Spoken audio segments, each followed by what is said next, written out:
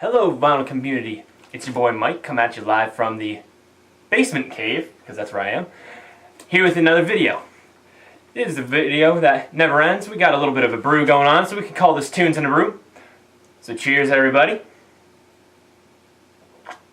Before I forget, for those who care, we got American Beauty by Dogfish Head, the Grateful Dead beer.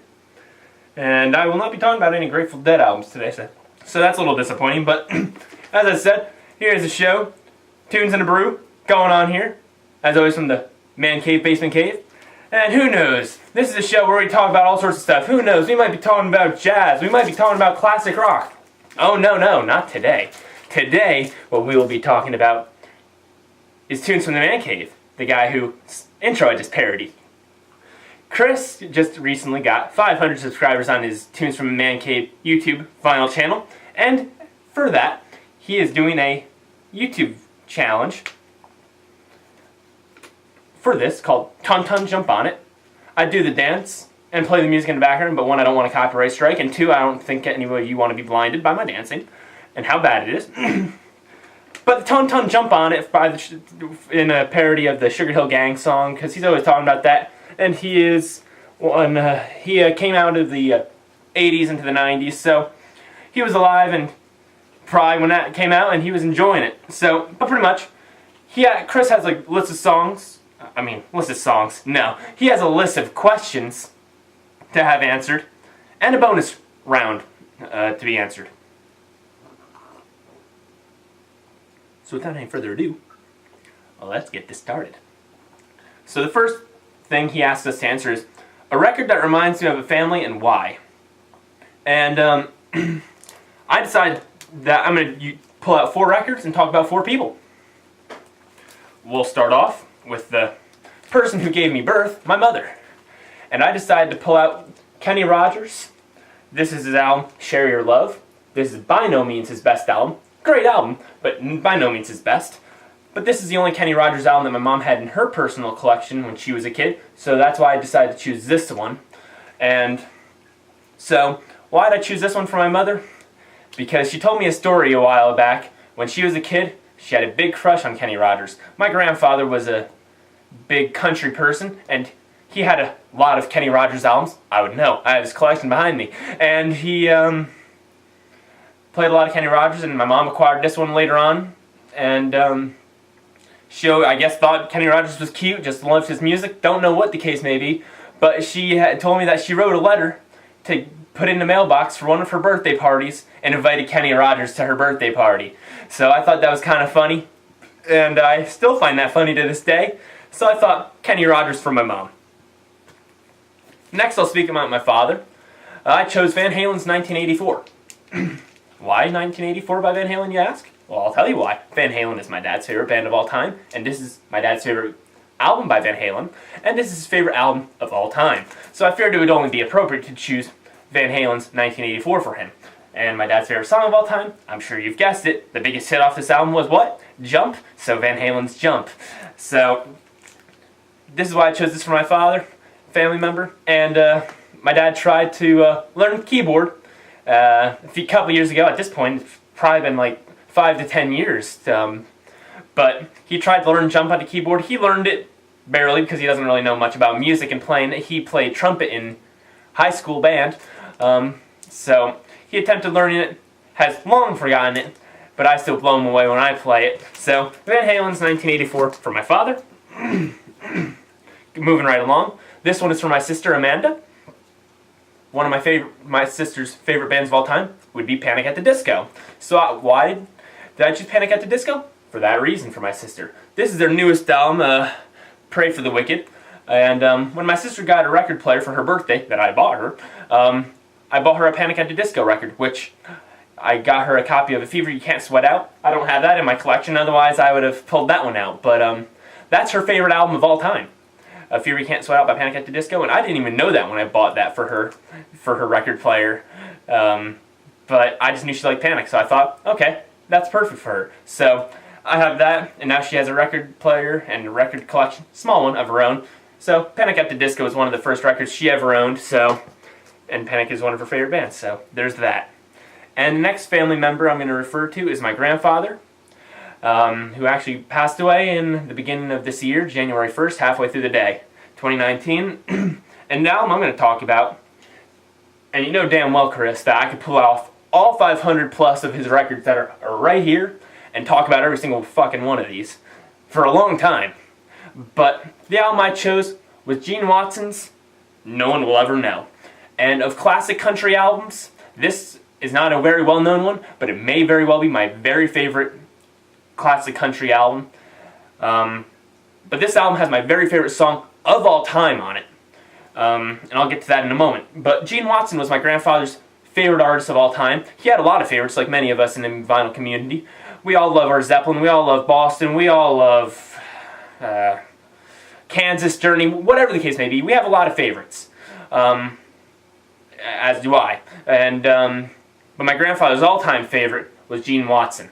And that's why. And I remember, I might have mentioned this in another video or not, I can't remember. But my grandfather gave me this album, along with a couple other Gene Watsons. He's like, "You ever heard of him?" And I said, "No." And he said, "Okay, I know you listen to albums in their order." But he said, skip to track 1, 2, 3, 4 on side A. It's a song called We Robbed Trains. And he said it's one of his best songs. So I decided to do that. I listened to that, loved it, thought it was fantastic. Then I went along and listened to the rest of the album. This is one of my favorite records in my grandfather's collection. And We Robbed Trains is my favorite song of all time now. And someone who has as vast of a musical library and knowledge as me, it's hard for any of us to choose a favorite song, artist, or any of that, really. But favorite song is probably the hardest of them all. But We Robbed Trains by Gene Watson is now officially been that. And I didn't even know that until I was performing it one day. For those who don't know, I'm a musician. So I perform every so often when I get the chance. And I was performing We Robbed Trains by Gene Watson. And halfway through it, I'm like, this is my favorite song of all time. And my grandfather was very always supportive of my music and all that stuff. I remember when I wrote my first song, my first Christmas song, this, that, and the other thing, he was nearly in tears. And it wasn't very good. I mean, I can personally attest that. I thought it was great back in 7th grade, but it wasn't that great. But he really loved it, and he loved everything I did, covers-wise and all that stuff. I remember him talking a lot with me with Jimmy Buffett's Margaritaville when I was learning how to play that. He gave me some pointers, even though he didn't know the musical terms and all that stuff. He knows what sounds good and how to explain it, and I did it, and he helped me. So even like someone who doesn't know music, like theory and all that stuff, was able to help me. But We Robbed Trains, I was actually learning this 2 weeks before my grandfather passed away. I started learning this song, and I also started learning Dion and the Belmonts' Teenager in Love. And I wanted to perform those for him because they were in his collection, and they were songs that I knew he enjoyed. And I knew very well that he would have loved hearing this. And I guess in the heavens he's heard me play it a couple times at this point. But We Robbed Trains pretty much is a song about a kid who's young, and the grandfather's just telling a bunch of stories, whether they're made up or not, just about trains, about Billy the Kid and all that stuff. And really, it goes on about how the grandson is growing up and all that stuff, and he doesn't know how much he really believes the stories because they sound fictional and all that stuff, but as quoted from the song, I will quote, "Respect makes him listen to an old man's refrain," and unquote, and he did. And then the third verse, the grandfather ends up passing away and all that stuff, and quite frankly, it now speaks a lot more to me than it ever did, and has a lot more feeling than it ever had. And it had a lot of feeling and a lot of oomph to it beforehand, but now he's gone, it really has a lot more of a significance now.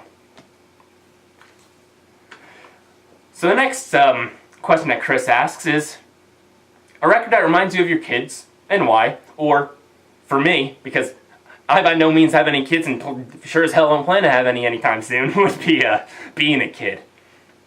Now, I decided to start doing this, and I'm just like, well, shit. Most of my albums from a kid, I never even got on vinyl record yet. Or, they're just only on CD.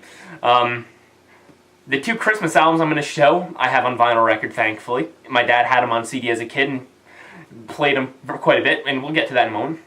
But the non-Christmas and only regular type music that I'm going to show the CD for too, because I have to show the CD and have the whole album, but would be Def Leppard's Hysteria. This was very much so a childhood album. And I have this single for Hysteria, so that matches perfectly. I actually just recently acquired another single from Def Leppard's Hysteria. The person who gave that to me knows exactly who they are. I'll be making another video about that record, thanking them for my second VCLT package I've ever received. But until that video, I'll move on. So some other childhood albums would be Clint Black's Greatest Hits. We all know Def Leppard's Hysteria, so I don't feel the need to go about it much, but Clint Black's Greatest Hits, this guy is a country artist. He's released his first album in 1989 with an album called Killin' Time.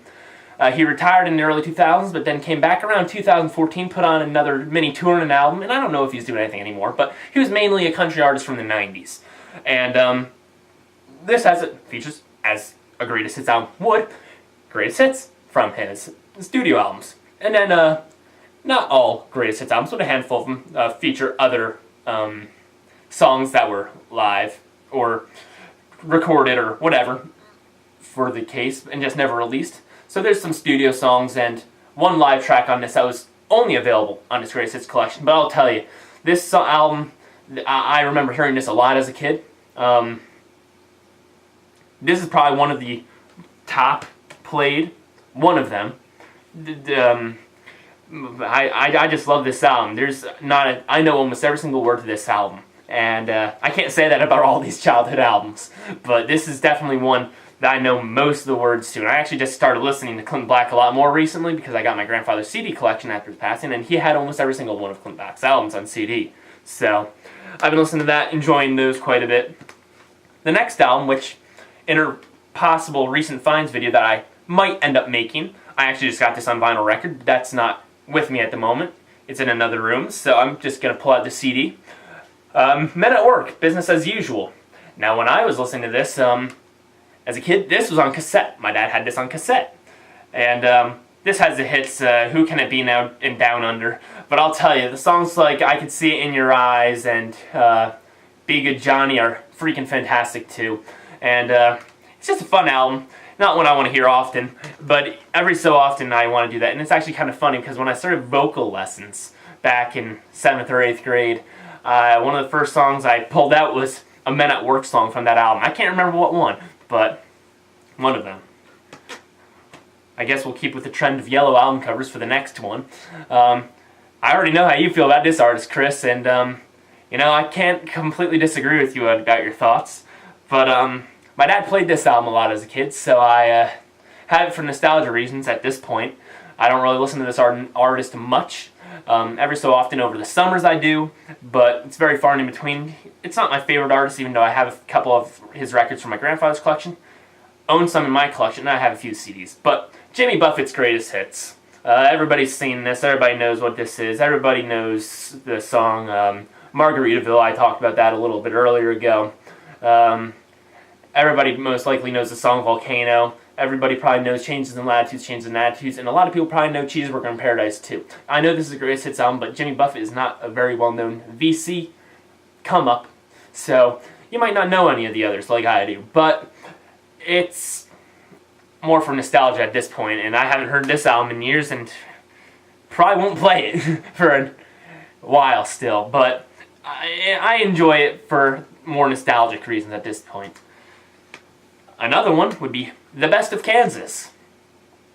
Of course, I have studio albums, Point of No Return, Left Overture, Audio Visions. I think that might be all of them I have on record and CD at the moment, but this has all their hits. There's not a single thing that can't be said about Kansas that has already been done, especially the best of. And coming off the best of again, we're talking about the best of Journey.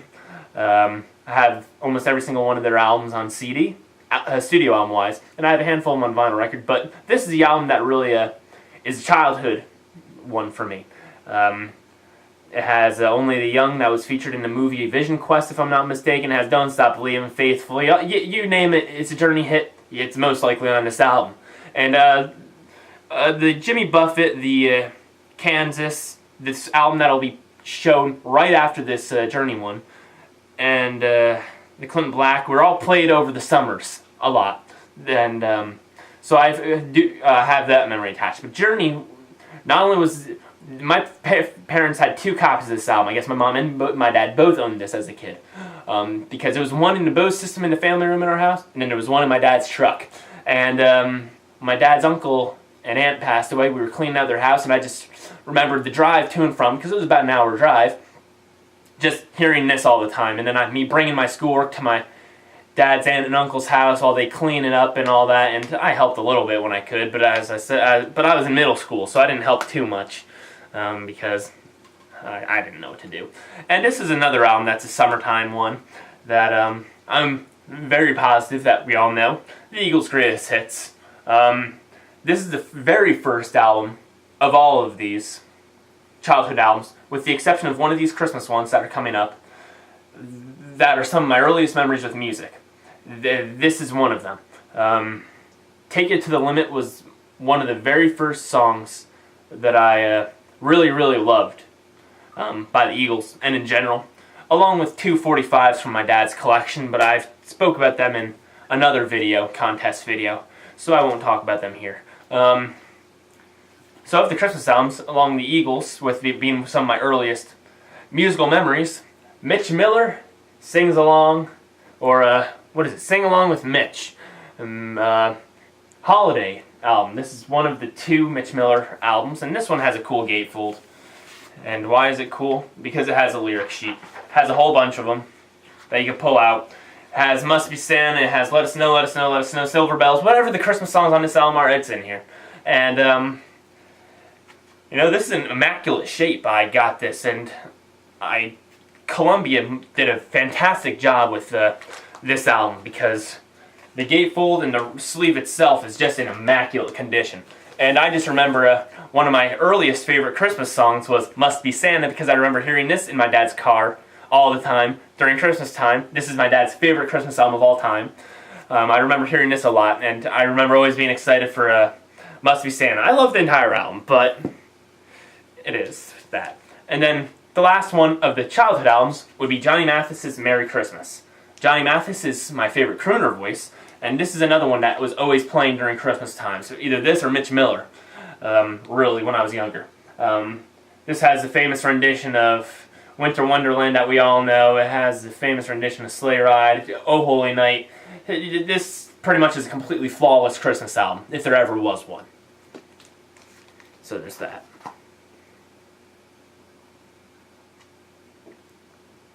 Alright, what's the next thing Chris has us doing? Favorite beverage to enjoy while listening to records. There's only one of 2 beverages that I'm generally drinking when I'm listening to music or records, when I'm just sitting down and just observing the music and doing nothing else. Beer or water. My favorite beer of all time would be Blue Moon. So, it'd be probably Blue Moon, but my grandfather always had a Yingling or a Budweiser when he was listening to music, so I've kind of been drinking a couple of them as well. I guess kind of keeping his spirit alive with the music and his record collection and all that stuff, and just all the memories attached, I guess. But, yeah, beer or water. I guess we're just talk specifically about beer. It'd probably be Blue Moon or Yingling. Budweiser's not my favorite, even though I will drink it. I've grown a little bit more tolerant of it as the years go by. But Blue Moon or, I guess, Yingling. Or Corona. Corona was another one that my grandfather always had too. Corona. Favorite record from your favorite genre. I don't have just one favorite genre, I have 3. My 3 favorite genres of music are rock, metal, and country. And in recent days, within the past year, jazz is becoming up there too, but that's fairly recent, so I won't bring jazz into it. And plus, you could go to Chris's channel for that, because he has a whole bunch of them. Even though I might put a few jazz album stuff, videos out maybe too, as my collection grows. But anyway, so I'll start off with metal. Now, this is a little bit of a stretch. This is really more prog rock than metal. But most people hear this band and think metal. so that's why I'm going to throw it under metal. Dream Theater. Metropolis Part 2, Scenes from Memory. This is one of my favorite albums of all time, if not the top album of all time for me. So, favorite album from my favorite genre of metal. Technically prog rock, but I'll consider it metal because many people do. Dream Theater, Metropolis Part 2, Scenes from Memory. We're going rock now. Or if we go subgenres, it'll be classic rock, but rock. I chose Led Zeppelin 2. Dream Theater and Led Zeppelin are two of my favorite bands of all time. And I chose Zeppelin 2. I love them all, but Zeppelin 2 is the one I knew longest because it's the one that my family had on CD when I was younger. So it's the first one I really picked up. And I'd have to say Living, Love, and Made is one of my favorite Zeppelin tunes, and that's on here. So here's this. And I'll show you the gatefold on this one. We've all seen it. The Zeppelin blimp. But, you know, it's not a Robert Ludwig pressing, unfortunately. I was watching Tunes from, not Tunes from the Man Cave. I was watching Noble Records, Dylan's video about Robert Ludwig Zeppelin, and I paused the video, ran down here just to see if I had that copy, and unfortunately I didn't, but it's okay. Maybe one day I'll have it. And then country. This is a hard one to choose. If I was to go on, based on CDs, I probably would have known right away, but I'm going based on my record collection. And this artist is one of my favorite country artists of all time. So I figured I have most of his discography on vinyl record, so I figured it would be appropriate to choose this gentleman, who we lost way too soon. John Denver's Back Home Again. This has things like Back Home Again, Grandma's Feather Bed, Matthew, Thank God I'm a Country Boy, Annie's Song, This Old Guitar. Wow, what an album. You can't go wrong with this. I would love to learn Thank God I'm a Country Boy on guitar. I think that'd be one hell of a good time if I learned that, sang that with my family. My grandfather would have loved it, but he got to hear me do Take Me Home Country Roads in the past, which is another John Denver tune from a different album. So he got to hear me do some John Denver, but those are my three favorite albums, I guess, from my three favorite genres. The next, last question before the bonus question will be an album in your collection with a great story. I could not pinpoint this down to just one record. If I had to, I probably could have, but I got 1, 2, 3, 4, 5 records that I pulled out for this question. Carissa, you've heard part of this story before, but I don't think you've heard the whole thing. I know you've most certainly seen the photo that correlates with this story, because I sent it to you when we were talking about my grandfather when he passed away. So, my grandfather, the past 3 years before he passed, had been giving me his record collection. He's been telling me about music and all that stuff, and then he was telling me about the artists, about his personal memories with some of the stuff and all that. And he just was doing that periodically when he gave me records, and really the records and the music is one of the things that really tied us together and really grew our friendship within the last 3 years of his life, which I am very happy for. The memories will forever remain. But Thanksgiving of 2017, earlier that morning, I had gotten a call from my grandfather asking if I wanted to do some records before him and my grandmother came over to my house, because we generally do Thanksgiving at my house. If I wanted to go down to his house, he lives 5 minutes down the road, and do some records. So I was like, absolutely, why would I not? So I chose to do that. So I got another pile, and later that day when my grandparents arrived, generally the men watched some TV and the ladies were cooking. I sometimes helped when I could, but generally we were watching TV and the ladies were cooking. And we were watching Access TV. We were watching something about Fleetwood Mac. I don't remember if it was a documentary, live concert, whatever. My grandfather got sick of it, and he had asked me, do you want to, where did you put those records? Do you want to listen to some of them? And as I'm thinking of this story, I have another one that I have to pull out, which I've pulled out for another video, and you'll recognize it from that video. this has a great memories attached to this as well. So now I have an extra record in this now because I have to include this one. But he asked me where I had them, and I had only alphabetized them and put them on the bottom of his shelf, because this is his shelf, this is his records. I put them on the bottom cubicle because it was at this time nothing in this one because I hadn't gotten all his records. So this was at the time where I put all the brand new records that I hadn't listened to from his collection. And so he's like, all right, let's listen to some of them. And me, I'm like, okay. So I can't complain with that. So we went through them. He grabbed the ones that he wanted to look at or hear something from, because keep in mind, when you're in your 70s and giving away your record collection, it could be very easily the last time you hear some of these songs, unless there's someone like me, his grandson, who could play them for him. For many of these songs, that ended up being the last time he was able to ever hear them. So we go up to my room where my turntable is, and he wanted to show me specific songs. And some of these albums I recognized, some of them I knew, some of them I didn't know, and some of them I heard of the artist from my grandfather but just never listened to. Or something else cool that's happened when I was listening to my grandfather's collection is I put the stylus down and the song starts playing, and it's something I remember hearing back when I was 7, when we were at his house and he was playing these records. That happened to a Johnny Paycheck album. Johnny Paycheck, She's All I've Got, name of the album, and the song that I'm referring to as well.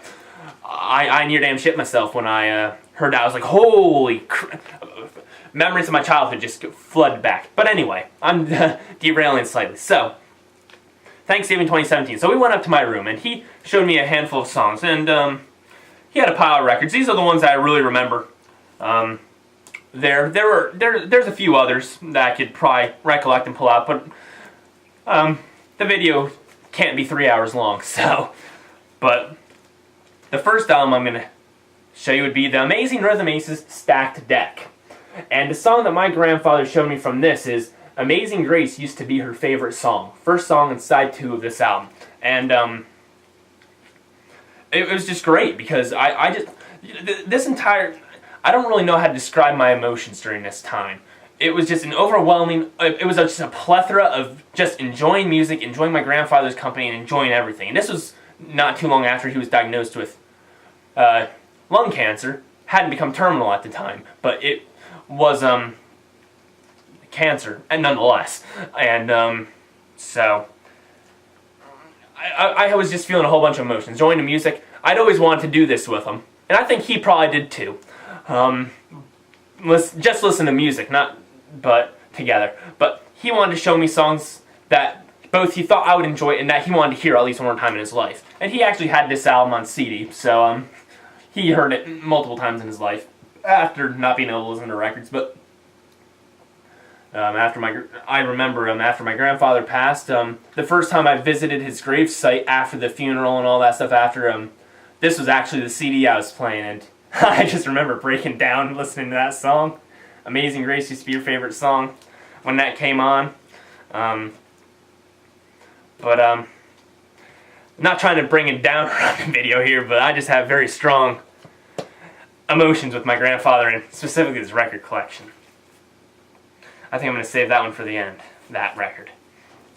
The next album would be the Nitty Gritty Dirt Band, Partners, Brothers, and Friends. This is 20 years into their career. They started out in the 60s and at least ran through the 80s. I don't know how long the Nitty Gritty Dirt Band ended up going until. They might still be around today. I do not know. I haven't done my research. But the song he had me played from this is Partners, Brothers, and Friends. Now, I wasn't super familiar with Nitty Gritty Dirt Band, with the exception of Fishing in the Dark. I'd heard that song only one other time because he had given me a greatest hits album of Nitty Gritty Dirt Band, and that song was on it. But when you only hear an album once, it doesn't really stick. So he played it, and that was his favorite song, I guess, from this album. Even though there's a whole bunch of very emotional songs off this album, Partners, Brothers, and Friends is emotional because it's just wow, we've been doing this a whole long time. It's a happy emotional. And then there's things like the old upright piano, which is really kind of somber and really makes you feel and all that stuff. But Partners, Brothers, and Friends, I always smile like hell when I hear that song now. Because I remember something that was very impressive by my grandfather's. You would play a song or talk about a song that he hadn't heard in years. And with the case of his record collection, some of them were very easily 40 plus years. And he would start singing them as if you heard them 2 minutes ago. He knew all the lyrics. It was freaking fantastic. Partners, Brothers, and Friends was one of those. And I was converting some of his albums to CD because he asked me to do that with some of them, and that was one of them. The next album from this listening session of me and my grandfather that I had received that day, and he showed me a song, was Johnny Cash, Waylon Jennings, Willie Nelson, and Chris Christopherson as the Highwaymen. Supergroup here.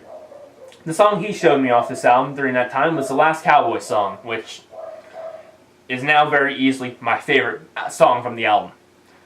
Quite frankly, all of these songs that he showed me this day from the albums I'm talking to are my favorite songs from the album because of that day. So, obviously this album is killer. For those of you who are familiar. If you're not familiar, this is a great country supergroup. I highly recommend it. But he had this on CD too, so he heard this a lot outside of his records, thankfully. So he was able to enjoy this throughout his entire life. I can't speak. But the very last Cowboy Song was what he showed me on that one. The next record, we talked about it in my contest video because I gave a brand new copy of this away. Melinda Murphy, I hope you're enjoying it. Tanya Tucker's TNT.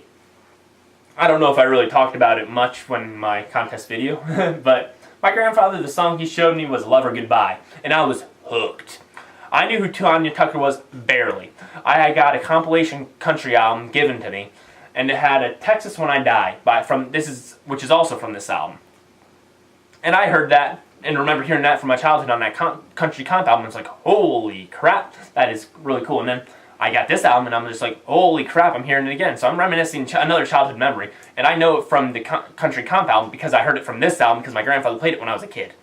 But Love or Goodbye was the song that he showed me from this end. This is just a killer album all the way through. There's not a bad moment. Even her covers of Chuck Berry and Elvis Presley are freaking fantastic.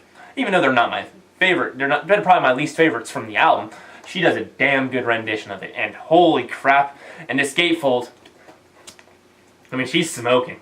Like, she was a little country rebel, and you could tell she's smoking. If you can't tell from the music, you can tell by how she looks. I'll tell you, this is a freaking holy crap album. If you like country music and you need a country album from the '80s or late '70s, pull that out. That is wow. So that's the album you want. Now the next two are probably the most emotional of all of the album songs. I'm going to start off with this one. Many of you know this artist from the '80s as being a pop icon. Things like from the movie, I believe, Footloose, Holding Out for a Hero. Who am I talking about? Bonnie Tyler. Of course, you also know her for Total Eclipse of the Heart. And for those who knew that she was a country artist before she went into the pop scene, she had the big hit, It's a Heartache, the title track from this album. And at the time, it was not a very emotional song for me. I just loved it just as I loved every single thing that my grandfather ever showed me musically. There's a very, very, very, very few that my grandfather showed me, song-wise or artist-wise, that I did not enjoy. Now I just, even though it's more of a love song, boyfriend-girlfriend kind of idea, It's a Heartache, I just break down at this point when I hear it sometimes. Not always, but because it just, everything's still, in the grand scheme of things, fresh with my grandfather, so it's painful still. And the last one from this day that I pulled out was Dolly Parton's Jolene.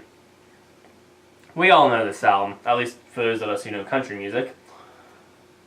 Obviously we know Jolene, and the other hit from this album was I Will Always Love You, which most people think was originally a Whitney Houston song, which is most certainly not the case.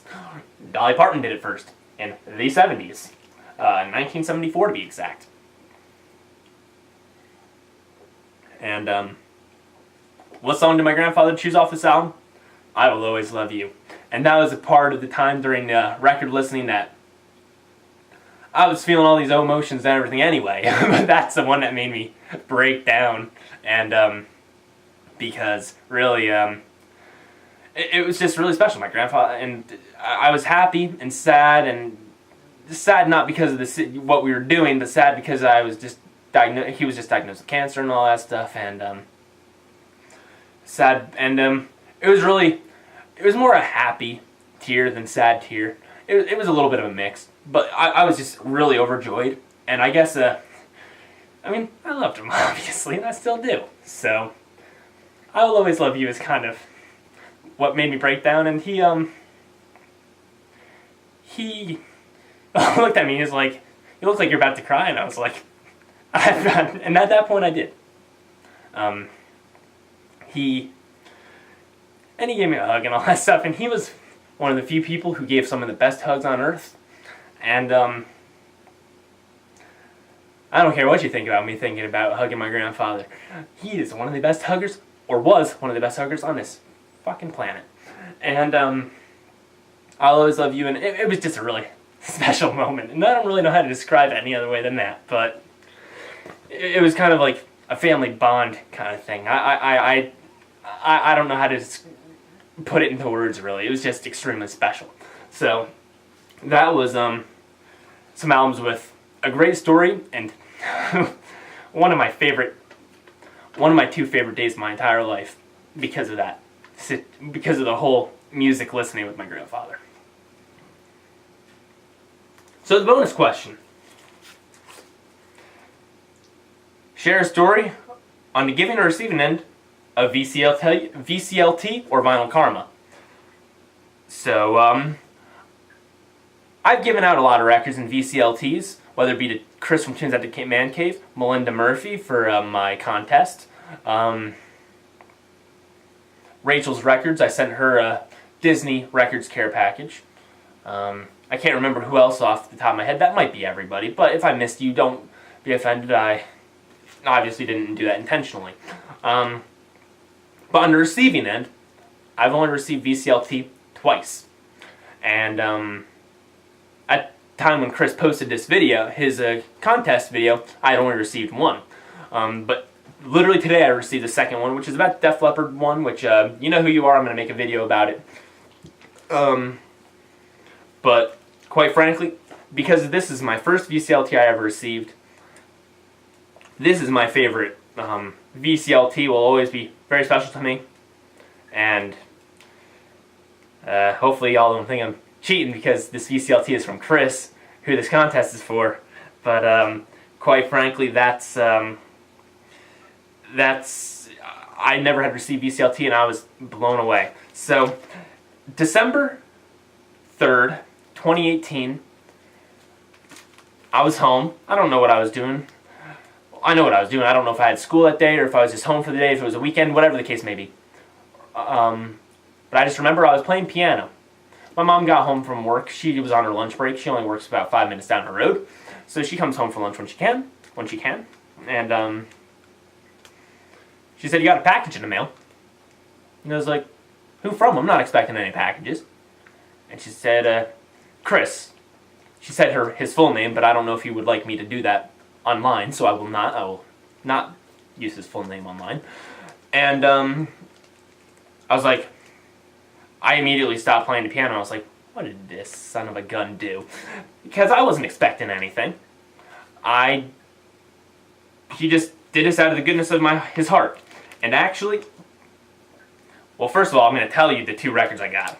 I got Duke Ellington live at Newport. Fantastic jazz record in normal Chris fashion. And of course, another jazz record in normal Chris fashion, John Coltrane's Ascension. And I actually, Chris, you don't know this, because I don't think I told you. But I kept all the notes from all your things you ever gave me, with the unfortunate exception of the B-52s record. I guess we weren't really good friends then, and we were just really getting to know each other. I guess I didn't think to do it, save the note that came with that one, but I've saved the note for every other record you've ever given me. And I have the note here, but I have written on the bottom the date I received it. I don't know if that's going to focus or not, but the date I received it and the records of which were in the package, because I can only put the note in one record and I don't want to forget where this note's from. So I recap, I have the date I got it from and the 2 records. And at the time, Chris had just gotten 2 copies of these records, and he believed they were records that I needed to do. And he didn't expect anything in return. I did end up sending him something anyway. But he didn't want anything in return. He just wanted to continue friendship and for me to enjoy the records. And even though I've been listening to jazz for a little over a year now, on a more regular basis and becoming familiar with it, in December, in the grand scheme of things, I still was really fresh. I'm still really fresh. There's a crap ton of jazz out there, but